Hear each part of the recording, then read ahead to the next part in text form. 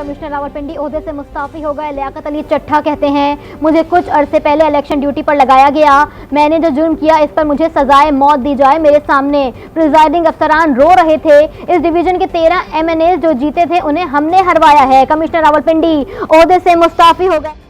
देखिए, फौज ने इलेक्शन बिल्कुल ठीक करवाए हैं। जो फॉर्म 45 है वो आज भी पूरा है। दोबारा इलेक्शन कराने की भी जरूरत नहीं, सिर्फ फॉर्म 45 इकट्ठे कर लें, उसके ऊपर सारे रिजल्ट क्लियर हो जाएंगे। बिल्कुल बेज़ाब्तियां तो छोटा लफ्ज है। जो यहाँ पे हुआ है कि जो लोग आजाद उम्मीदवार 70-80 हज़ार की लीड से जीत रहे थे, हमने उनको हरवाया है और उनके ऊपर जाली मोहरे लगा के सबको हरवाया। देखिए, मैं ये सारी इस गलतकारी की जिम्मेदारी अपने ऊपर ले रहा हूँ और साथ आपको बता रहा हूँ कि जो चीफ इलेक्शन कमिश्नर है, जो चीफ जस्टिस है, वो भी इस काम में पूरे शरीक है। मेरे ऊपर कोई दबाव नहीं है। मेरे बाप दादा भी अंग्रेजों के खिलाफ और सिखों के खिलाफ जंगें करते रहे हैं, लड़ते रहे हैं ये मुल्क बनाने के लिए।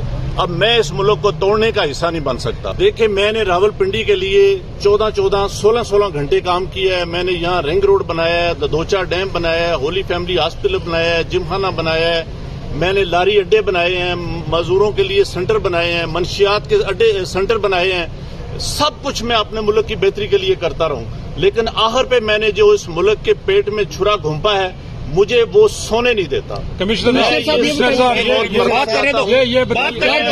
जो मैंने जुल्म किया है, मुझे उसकी सजा मिलनी चाहिए और बाकी भी इस जुल्म में जो लोग शामिल हैं उनको भी सजा। सर, उनके नाम बताएंगे जो लोग आपके साथ पुलिस भी शामिल है, सीनियर अफसरान जो भी थे।